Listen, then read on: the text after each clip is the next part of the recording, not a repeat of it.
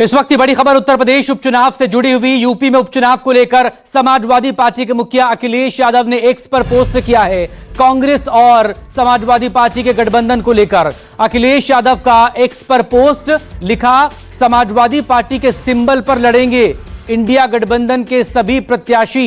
India गठबंधन के प्रत्याशी 9 सीटों पर लड़ेंगे विधानसभा का उपचुनाव। बात सीट की नहीं बल्कि बात जीत की है, यह भी अखिलेश यादव ने कोड अनकोड करते हुए लिखा है।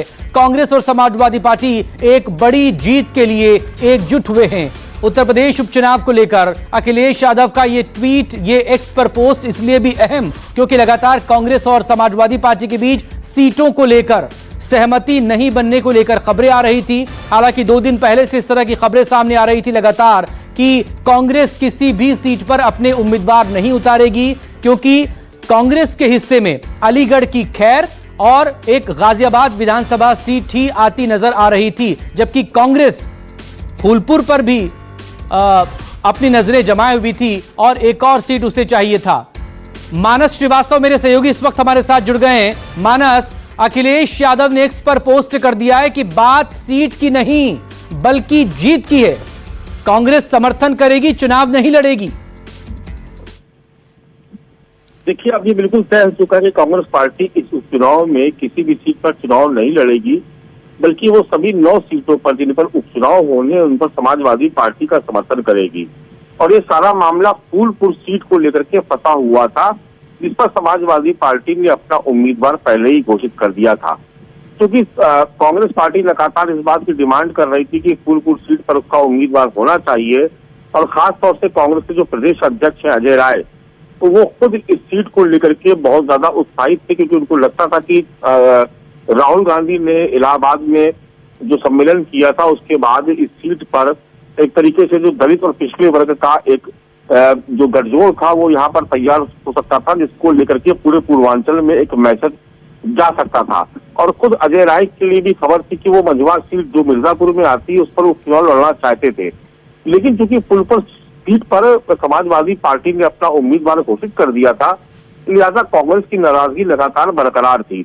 लेकिन इस बीच जो खबर आई उसमें राहुल गांधी ने अखिलेश यादव से बात की और ये हुआ कि किसी भी तरीके से इंडिया गठबंधन का जो एक जो माहौल बना हुआ है लोकसभा चुनाव के बाद से उत्तर प्रदेश में, उसमें कोई कमी नहीं आनी चाहिए, क्योंकि ये उपचुनाव बहुत महत्वपूर्ण नहीं, आने वाले 2027 के जो विधानसभा चुनाव में वो महत्वपूर्ण है। और इस बीच में आज फूलपुर सीट से समाजवादी पार्टी के उम्मीदवार ने अपना नामांकन भी दाखिल कर दिया, जिसके बाद से कांग्रेस पार्टी अपने आप को बहुत असहज महसूस कर रही थी।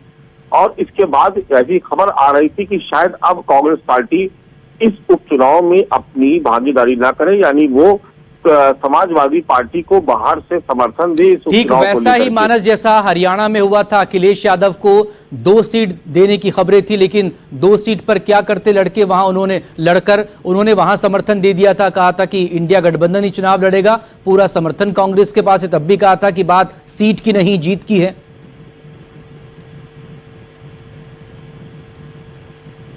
मानस, ये जैसे को तैसा वाला है क्या? जी बिल्कुल, देखिए, क्योंकि महाराष्ट्र के चुनाव से भी इसको हमको जोड़कर देखना चाहिए। महाराष्ट्र में जिस तरीके से समाजवादी पार्टी लगातार कांग्रेस पर एक दबाव बना रही, वहां पर वो 12 सीटों पर उम्मीदवार उतारने का ऐलान भी कर चुकी है।